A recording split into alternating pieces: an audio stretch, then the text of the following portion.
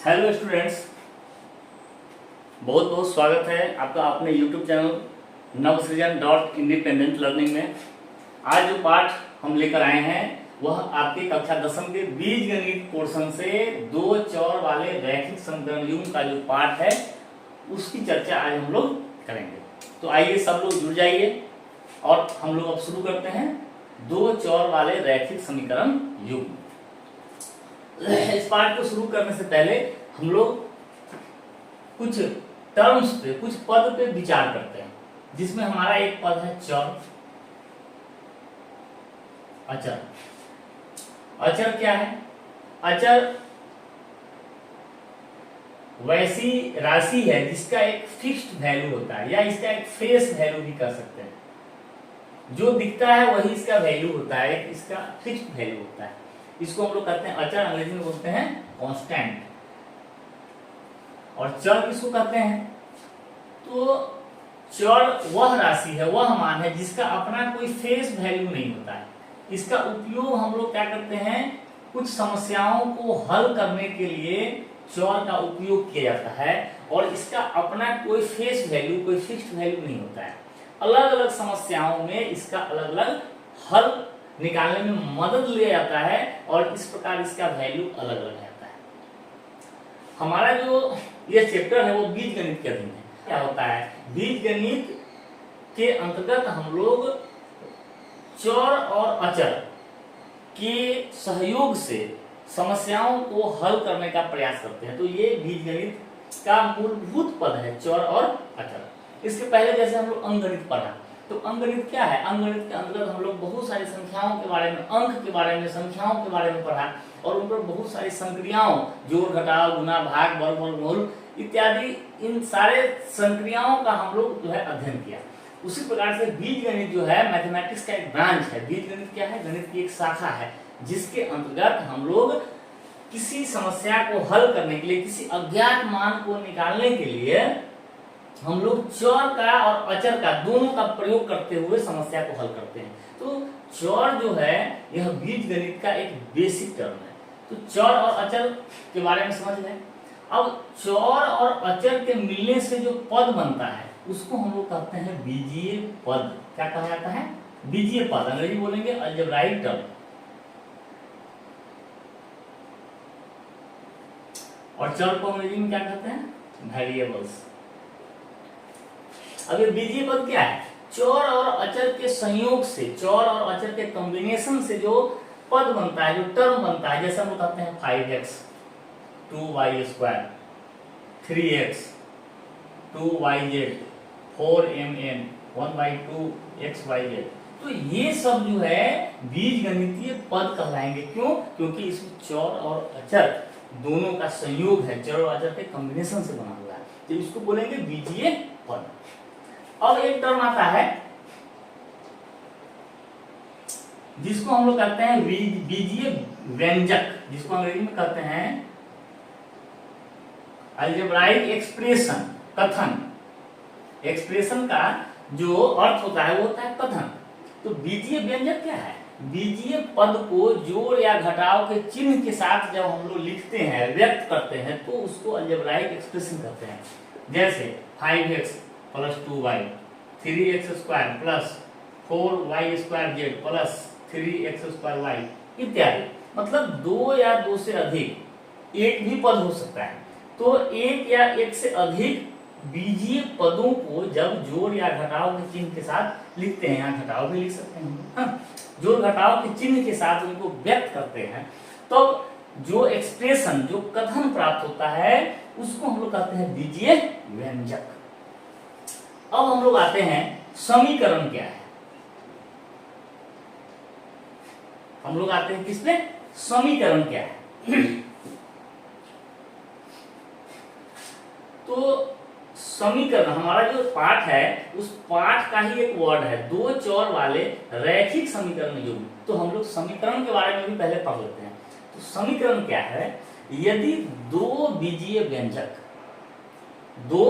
व्यंजक, algebraic expression, दो algebraic expression का मान अगर बराबर हो, या दोनों में इस प्रकार का कंडीशन है, इस प्रकार का शर्त है कि दोनों का वैल्यू बराबर आ जाता है, तो हम लोग अगर दो बीजीय व्यंजक को बराबर के चिन्ह के साथ लिखेंगे, एकदम ध्यान रखना है, क्या ध्यान रखना है, बराबर के चिन्ह के साथ, साइन ऑफ इक्वल टू, तब इस प्रकार के जो कथन होंगे उसको हम लोग कहते हैं समीकरण। जैसे हम लिखते हैं x + 2y बराबर 3x + 4, ये भी एक बीजीय पद है, ये भी एक बीजीय पद है। अगर किसी समस्या में या किसी कॉम्बिनेशन में, किसी सिचुएशन में ऐसा हो कि ये कथन और ये कथन, सिचुएशन ऐसा बोल रहा है या सिचुएशन ऐसा हो रहा है कि ये दोनों कथन का वैल्यू बराबर है और ये दोनों क्या है, बीजीय व्यंजक है, तो अगर दो बीजीय व्यंजकों के मान सिचुएशन के अनुसार अगर बराबर हो रहा है और उसको हम बराबर के चिन्ह के साथ लिखेंगे तो उसको हम लोग समीकरण कहते हैं। When two algebraic expressions are expressed with the sign of equality, then it is called equation। अगर आप पढ़े होंगे ये वाले साइन का मतलब आप जानते हैं, greater than, equal to, greater than 2 या लेस देन 2। तो अगर हम इसको ग्रेटर देन 2, ग्रेटर देन और लेस देन के साइन के साथ अगर लिखेंगे, सपोज करें ये भी एक अलजेब्राइक एक्सप्रेशन है, दो अलजेब्राइक एक्सप्रेशन है, इसको हम बराबर के चिन्ह के साथ नहीं लिखते हैं, इसको हम ग्रेटर देन के चिन्ह के साथ लिख दिया या इसको हम लेस देन के चिन्ह के साथ लिख दिया, तो ये जो है समीकरण नहीं कहलाएंगे। ये क्या कहलाएंगे, इसको कहते हैं असमीका, हिंदी में कहते हैं असमीका और अंग्रेजी में कहता है इनइक्वेशंस। तो समीकरण किसको कहेंगे, दो बीजीय व्यंजकों या दो बीजीय व्यंजक आपस में इस प्रकार से संबंधित है कि उनको बराबर के चिन्ह के साथ लिखा जा सके। तो हम लोग इस प्रकार के एक्सप्रेशन को, इस प्रकार का जो लिखने का जो गणितीय रूप है, इसको हम लोग कहते हैं समीकरण। तो अब आप लोग समीकरण के बारे में समझ गए। अब हम आते हैं, हमारा जो चैप्टर पढ़ना है उसका क्या नाम है, दो चर वाले रैखिक समीकरण और युग्म। हम लोग ऐसे समीकरण के बारे में पढ़ेंगे जिसमें दो चर हो और वो समीकरण रैखिक हो। अभी हम लोग ये भी पढ़ेंगे रैखिक समीकरण क्या है, और युग्म का मतलब होता है जोड़ा। ऐसे दो समीकरण हम लोग एक साथ दो समीकरण पर विचार करेंगे, तो हम लोग आगे बढ़ेंगे अपने संदर्भ। जैसे अभी जैसा हम लोग उदाहरण लिया 3x + 2y बराबर 5x - 4, ये जो है एक समीकरण है। कैसे, क्योंकि जब दो अलजेब्राइक एक्सप्रेशन को बराबर के चिन्ह के साथ लिखते हैं तो उसको हम लोग समीकरण कहते हैं। तो ये जो है समीकरण है। अब हम इस समीकरण के बारे में विचार करते हैं। इसमें एक पद ये है, माने इस बीजीय व्यंजक में दो पद हैं, इस बीजीय व्यंजक में भी दो पद हैं। अब हम विचार करेंगे ये जो बीजीय पद है इसमें जो चर है वो क्या है, x है, और अचर जो है उसका गुणांक है 3 है, और इस चर का घात क्या है 1। अच्छा, यहाँ जो पद है 2y, इस 2y में गुणांक जो है 2 है, चर का गुणांक 2 है और इसका घात क्या है। यहाँ पे भी हम लोग अगर विचार करें, यहाँ भी दो बीजीय पद है, तो यहाँ पे जो घात है चर जो है उसका घात 1 है, और यहाँ जो चर है उसका घात, यहाँ तो चर है ही नहीं, तो x या y जो भी मान लेंगे उसका तो 0 होगा, तो यहाँ पे घात 0 है। तो हम लोग अगर इस समीकरण पे विचार करेंगे तो इस समीकरण में कितने चर है, कितने अलग अलग चर है, तो इसमें x है, y है, x है और यहाँ तो है ही नहीं चर। तो हम लोग देखते हैं कि इस समीकरण में प्रयुक्त चर जो है वो कितने हैं, प्रयुक्त चर की संख्या, इस समीकरण में प्रयुक्त चर की संख्या कितनी है, 2 है। तो इसको हम लोग क्या कहेंगे, दो चर वाले समीकरण। अगर हम ऐसा लिख देते हैं 3x + 2y + 4z बराबर 2x² माइनस, अभी स्क्वायर नहीं करते, 2x - 4। अब हम इस समीकरण पे विचार करेंगे।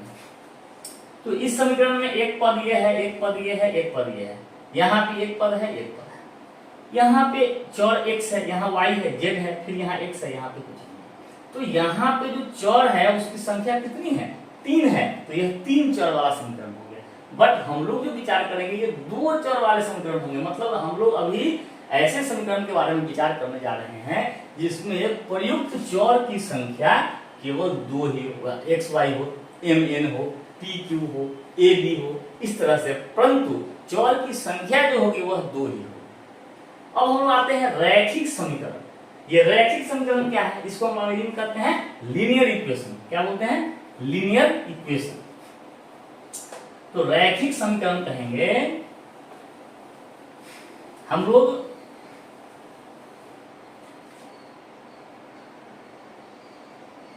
रैखिक समीकरण, अंग्रेजी होता है लीनियर इक्वेशन।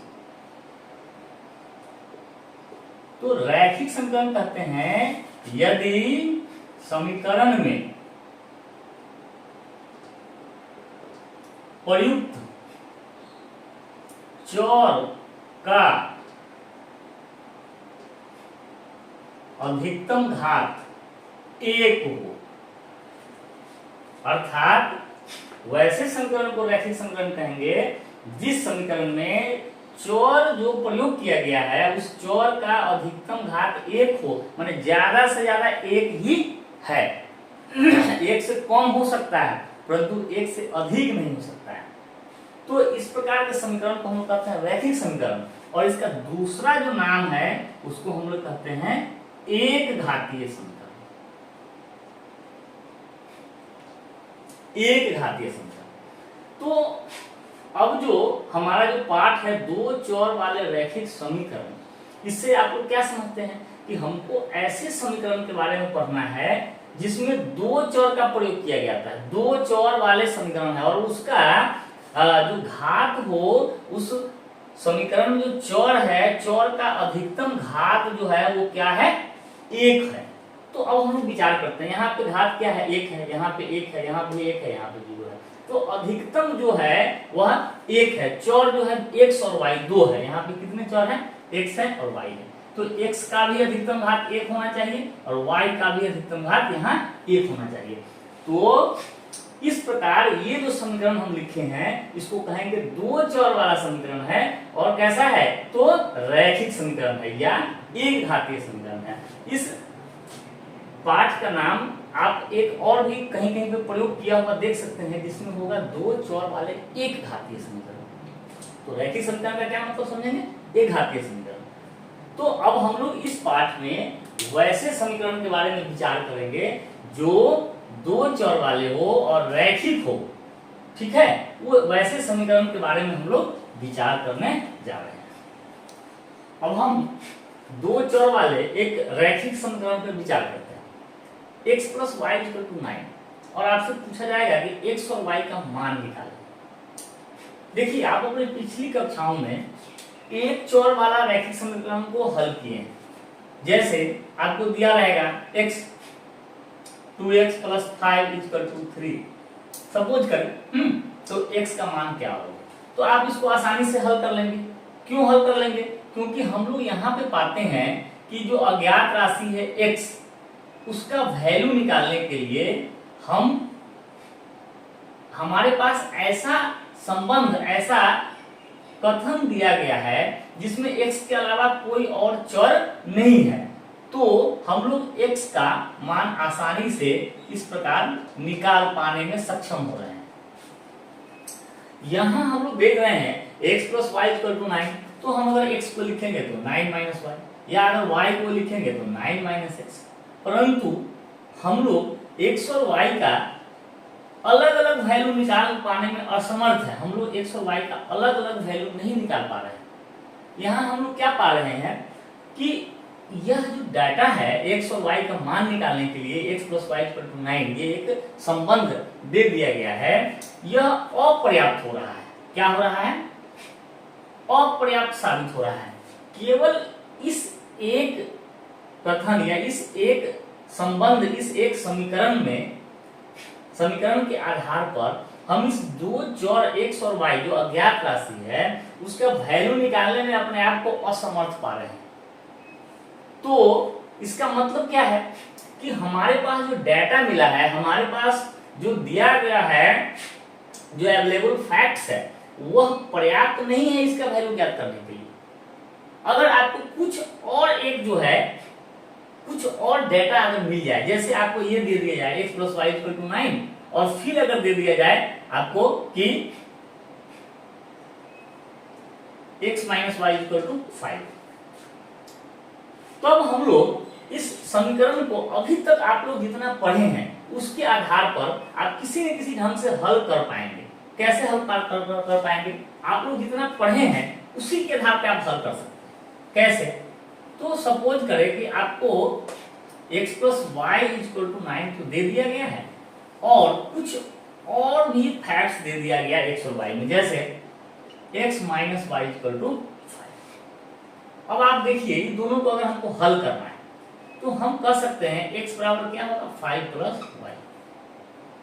अब अगर हम ये जो x का मान है x बराबर 5 + y अगर यहाँ पे डाल दें, ठीक है, तो हम क्या पाते हैं 5 + y + y = 9। तो हमको आता है 2y = 9 - 5, तो y हो जाएगा 4/2 मतलब।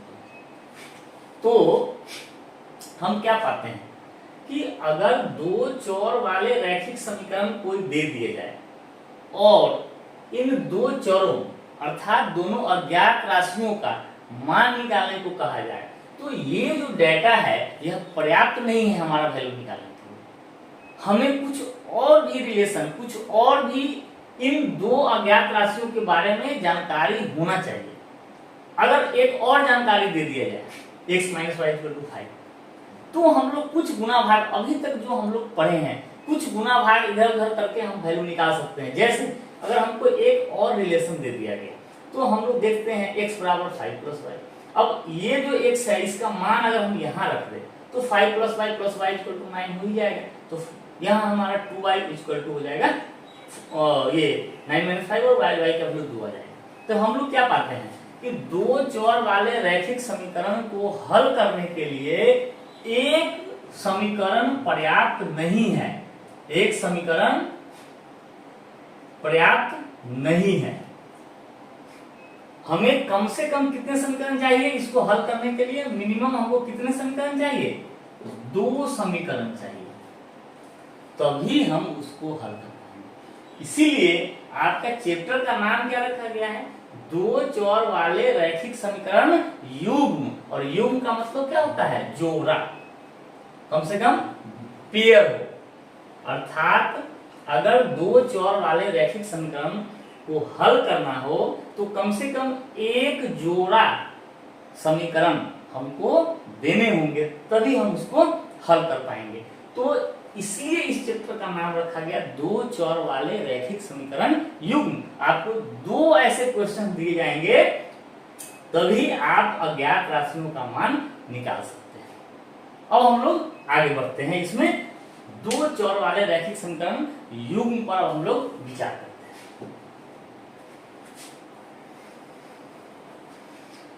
अब हम लोग दो चर वाले रैखिक समीकरण के एक उदाहरण पर विचार करते हैं। जैसे हम लिखते हैं x + 2y = 4। यह दो चर वाला एक रैखिक समीकरण है। हमको इस समीकरण में जो अज्ञात राशि है, जो चर है x और y का अगर मान निकालने के लिए कहा जाए x बराबर 4 - 2y, या लिख सकते हैं 2y = 4 - x और y बराबर 4 - x बटा। अब हम देखते हैं x बराबर 4 - 2y, यहां तक तो आ गए हैं, परंतु इसका वैल्यू निकालने के लिए हमको लग रहा है ना कि जो डेटा दिया गया है वह अपर्याप्त है। कैसे? अगर यहाँ कुछ y का वैल्यू एक दिख जाए तो हम लोग यहाँ से x का मान निकाल लेते हैं, या यहाँ पे x का वैल्यू दिखे, x का मान निकले तो y का वैल्यू भी निकाल सकते हैं। परंतु इसके आगे और हम कैसे बढ़े ये हमें समझ में नहीं आ रहा है, क्योंकि हमें लग रहा है कि x और y में कुछ न कुछ और रिलेशन, कुछ न कुछ और जानकारी हमको अगर होता तो शायद हम इसको हल कर पाते। तो सबसे पहली बात यह है कि अगर दो चर वाले रैखिक समीकरण की अगर बात चल रही हो और उसमें प्रयुक्त चर का अगर वैल्यू निकालना हो तो केवल एक समीकरण देने से हम उस दोनों चर का वैल्यू नहीं निकाल सकते हैं। यहां अगर हम विचार करें तो इसके संभव मान हम निकाल सकते हैं। क्या निकाल सकते हैं? संभव मान, संभावित वैल्यू हम निकाल सकते हैं। कैसे? तो अगर हम y बराबर अगर 0 हो, ऐसी अगर संभावना हो, यदि y बराबर 0 हो तब हम x बराबर कर सकते हैं 4 माइनस 0 तो 4 हो जाएगा, है ना। यह इसका सटीक मान नहीं है, यह वैल्यू 0 और 4, x बराबर 0 और y बराबर 4, यह सटीक मान नहीं कर सकते हैं क्योंकि हम तो यदि y बराबर 0 अपने से एज्यूम किया है, हम लोग खुद से एज्यूम किया है, तो यह जो x बराबर 4 और y बराबर 0 है इसके संभावित मान कहे जा सकते हैं, परंतु सटीक मान हम निकालने में असमर्थ हो रहे हैं। तो हम लोग थोड़ा ये संभावित मान पे हम लोग विचार कर लेते हैं। यदि y बराबर 0 हो तो x बराबर 4 होगा। उसी प्रकार से यदि हम लोग y बराबर 1 रखेंगे तो x बराबर 4 माइनस 2 गुने 1 अर्थात ये हो जाएगा 2। इस प्रकार से हम अगर विचार करें तो देखते हैं x और y की जो संभव मान है या संभावित मान है, अगर हम एक टेबल बना दें यहाँ और हम ऐसे लिखें, यहाँ लिखते हैं x, यहाँ लिखते हैं y। हम क्या देखते हैं? यदि y 0 लेते हैं तो x आता है 4, y अगर 1 लेते हैं तो x आता है 2। फिर अगर हम इसको और आगे बढ़ाएं, जैसे y बराबर -1 ले लेते हैं तो x बराबर क्या आएगा? 4 माइनस 2 गुने -1, मतलब ये हो जाएगा 4 और प्लस 2 अर्थात 6 हो जाएगा। फिर आगे बढ़ते हैं, y बराबर अगर 2 ले लेते हैं तो x बराबर हमको आ जाएगा कितना? 4 माइनस 4 अर्थात हो जाएगा 0। तो अगर y बराबर 2 लेंगे तो x बराबर 0 होगा। हम पाते हैं कि इसके जो संभावित मान है वह अनंत हो रहे हैं। दो चर वाले रैखिक समीकरण अगर दिया हो, इसका एग्जैक्ट वैल्यू x और y का तो नहीं निकाल पा रहे हैं क्योंकि हमें लग रहा है कि जो डाटा है यह अपर्याप्त है। कुछ और जानकारी दिया रहता x और y में तो हम निकाल सकते थे, परंतु इसके जो संभावित मान है वह बहुत सारे हो सकते हैं। इसके संभावित मान क्या हो सकते हैं? अनंत हो सकते हैं। इसके संभावित मान अनंत हो सकते हैं। अगर x या y में से किसी एक का मान अगर हम कुछ विचार करें अपने से, तो हर मान के संदर्भ में यदि y का कुछ भी मान एज्यूम करें तो उसके रिलेटिवली x का कोई न कोई मान जरूर ही आ जाता है। तो हम लोग इस समीकरण के संभावित मान तो अनंत हो रहे हैं। अभी आपको दो चर वाले रैखिक समीकरण युग्म के संभावित मान निकालने पर कुछ प्रश्न आपको हल करना है। क्वेश्चन में अगर x का मान अगर दे दिया हो तो y का मान तो आप निकाल सकते हैं, क्योंकि दो चर है, एक चर का वैल्यू दे दिया तो y का वैल्यू हम लोग आसानी से निकाल सकते हैं। कैसे निकालेंगे इसको एक बार देख लीजिए। आपको क्या निकालना है? y का मान निकालना है। तो हम लोग क्या करेंगे? y को हम लोग पहले समीकरण लिख सकते हैं 3x + 5y = 7। अब हम लोग क्या करेंगे? y को इधर रखेंगे, बाकी सब को उधर भेज देंगे। तो हम लोग कैसे करेंगे? लिख सकते हैं 5y = 7 - 3x और y = 7 - 3x बटा 5। और ऐसा लिख लिए। अब आपको x का जो जो मान दिया गया है यहाँ पे डालते जाइए और इसका y का वैल्यू निकल जाएगा। तो अब हम अगर लिखते हैं x = 0 तो y का वैल्यू 7 - 3 गुने 0 बटा 5, ये हो जाएगा 4/5। फिर अगर हम x का वैल्यू -1 लेते हैं तो y का वैल्यू क्या निकालेंगे? 7 - 3 × -1 बटा 5। ये अंकगणित है, सिंपल जोड़ घटाव है। तो यहाँ हो जाएगा 7 + 3 बटा 2, मतलब 10 बटा 5, तो इसका वैल्यू हो जाएगा 2। उसी प्रकार से अगर हम x का वैल्यू 2 ले लेते हैं तो y का वैल्यू क्या आएगा? तो हम लोग कर सकते हैं 7 यहाँ पे है 3x, तो 3 गुने 2 बटा हो जाएगा 5, तो ये हो जाएगा 7 - 6 बटा 5 बराबर हो जाएगा कितना? 1/5। तो इस प्रकार हम पाते हैं अगर दो चर वाले रैखिक समीकरण दिया गया हो और एक चर का कोई एक मान दे दे तो दूसरे चर का मान निकालना बहुत ही आसान है। आप लोग इसको इस तरह से हल कर लेंगे। जिस चर का मान निकालना हो उसको अकेले रख करके बाकी सब को उधर भेज देंगे, ठीक है। और अब हम लोग क्या करेंगे, जिसका भी वैल्यू दिया गया है उसको हम लोग रखते जाएंगे और जो वैल्यू है वो निकल जाएगा।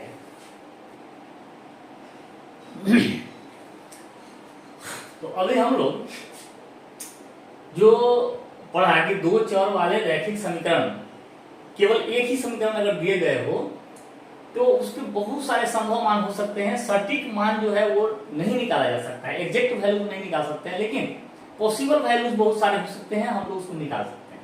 अब उस पर आधारित आपको ये 3 क्वेश्चन बनाना है। पहला क्वेश्चन है कि समीकरण x + 2y = 9 के सभी संभव मान जो प्राकृत संख्या हो लिखिए। क्या है? समीकरण x + 2y = 9 के सभी संभव मान जो प्राकृत संख्या हो लिखिए। कैसे बनाएंगे? लिखेंगे दिया गया समीकरण है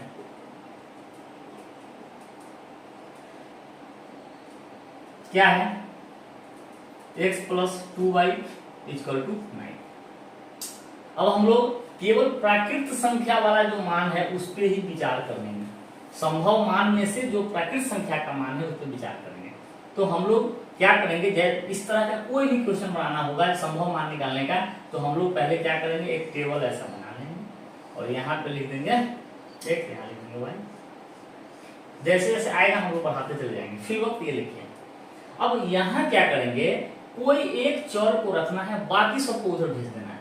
सपोज करिए हम y को रखते हैं और x को उधर भेजते हैं, तो हम लिख सकते हैं या 2y = 9 - x और y = 9 - x बटा 2। पहले इस रूप में ले आना है। कोई एक चर को एकदम अकेला रखना है, बाकी सारे मान को दाहिने तरफ भेज देना है। अब हम लोग विचार करते हैं, यदि हम लोग x बराबर रखते हैं, हमको कैसा लेना है, प्राकृत संख्या। तो प्राकृत संख्या मतलब 1 से लेकर के आगे जो गिनती की संख्या है, तो हम पहले 1 लेते हैं। तो लिखते हैं यदि x बराबर 1 हो तो y बराबर क्या आएगा, 9 - 1/2 अर्थात 4 आ गया। फिर लिखते हैं यदि हम लोग x बराबर 2 लेते हैं तो y बराबर 9 - 2/2, तो क्या हो जाएगा, 9 में से 2 को हम लोग घटा लेंगे तो क्या होगा, 7/2। तो ये तो प्राकृत संख्या नहीं है, तो ये जो x का वैल्यू 2 जो है और y का 7/2 ये वैल्यू नहीं लेंगे। फिर हम लोग आगे विचार करते हैं, x बराबर 3 लेते हैं तो y बराबर क्या आएगा, 9 - 3/2 बराबर 6/2 मतलब 3, अर्थात x 3 लेंगे तो y भी 3 हो जाएगा। फिर हम लोग x बराबर 4 लेकर विचार करते हैं तो y बराबर 9 - 4/2, ये जो है 5/2 आ जाएगा। ये तो प्राकृत संख्या नहीं है, तो इसको हम लोग छोड़ देते हैं, यहाँ भी इसको छोड़ देते हैं। फिर हम लोग विचार करते हैं, x बराबर 4 लेते हैं तो हमारा क्या हो जाएगा, सॉरी 4 तो ले चुके हैं, 5 लेते हैं तो y बराबर हो जाएगा 9 - 5/2, तो ये हो जाएगा कितना, 2 हो जाएगा, अर्थात x 5 है तो ये 2 हो गया। फिर हम लोग x बराबर अगर 6 ले लेते हैं तो y बराबर हो जाएगा 9 - 6/2 मतलब ये हो जाएगा 3/2, तो ये तो हुआ नहीं प्राकृत संख्या। फिर हम लोग ले लेते हैं x बराबर 7 ले लेते हैं तो y बराबर हो जाएगा 9 - 7/2 मतलब 1, तो ये 7 लिया तो 1 हो गया। अब हम लोग x बराबर 8 ले लेते हैं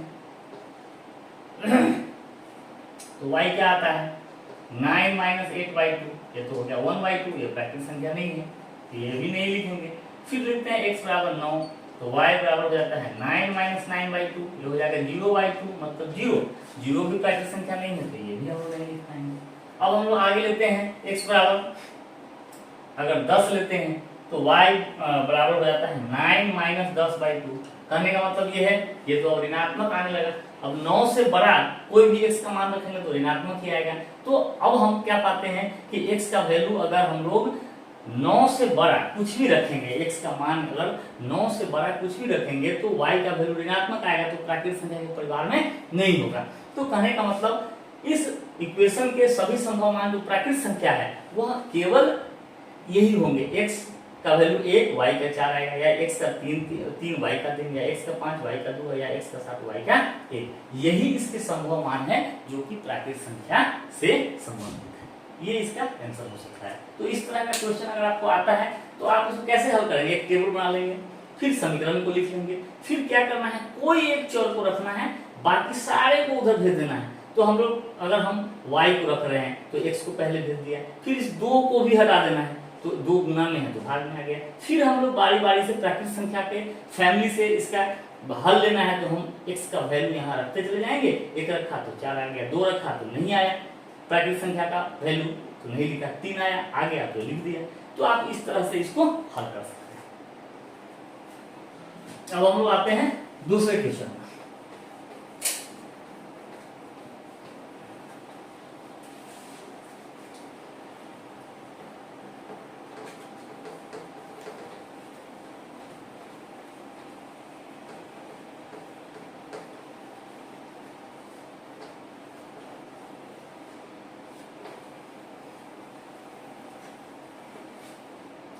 हमारा दूसरा क्वेश्चन क्या है,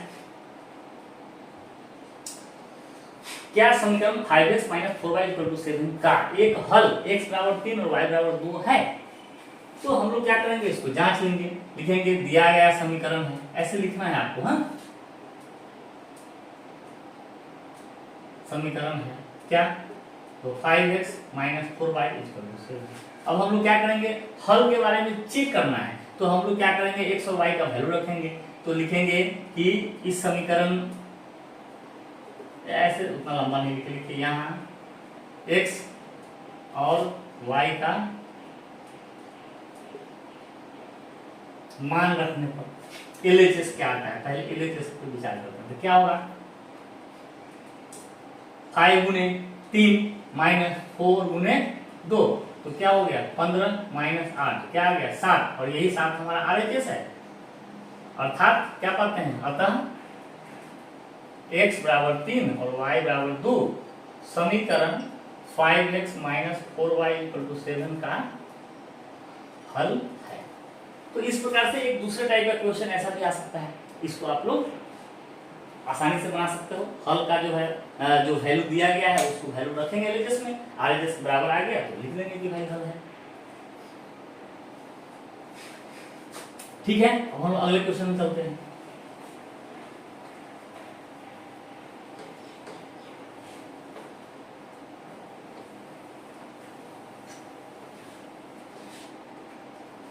क्या कर रहा है, यदि समीकरण 3x - ky = 4 है तथा इसका हल x बराबर 2 है, y बराबर -1 है, तो k का मान क्या होगा।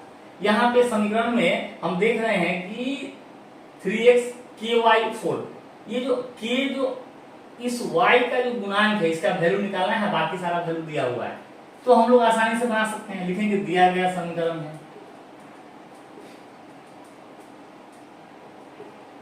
क्या है 3x - ky = 4। अब हमको क्या करना है, x और y का वैल्यू यहाँ रखना है, k का वैल्यू निकल जाएगा। लिखेंगे समीकरण में x तथा y का मान रखने पर, तो x का वैल्यू क्या है 3 × 2 माइनस k × -1 = 4, 6 माइनस यहाँ पे हो जाएगा प्लस के हो जाएगा = 4, तो k = 4 - 6 मतलब -2। तो इस प्रकार से अगर एक समीकरण में x y का वैल्यू दे दिया हो और कुछ अचर या गुणांक का वैल्यू निकालना है k का, तो ये वैल्यू निकल जाएगा। तो इस तरह से दो चर वाले रैखिक समीकरण में अगर एक ही समीकरण दिया गया हो तो उसके संभव मान निकालना हो, प्राकृतिक संख्या में संभव मान निकालना हो या पूर्ण संख्या में संभव मान निकालना हो, या कोई समीकरण का हल जांचना हो कि x बराबर ये और y बराबर वो इसका एक हल है कि नहीं, आप उसको जांच सकते हैं। समीकरण में x और y का हल का वैल्यू दिया हो, कोई अचर का कोई गुणांक का मान निकालना हो, भी आप निकाल सकते हैं। तो ये सारे जो उदाहरण है वह अभी हम लोग दो चर वाले रैखिक समीकरण, मतलब एक ही रैखिक समीकरण दिए गए हो उसके उस पर आधारित क्या क्या क्वेश्चन बन सकता है उसका हम लोग चर्चा करेंगे।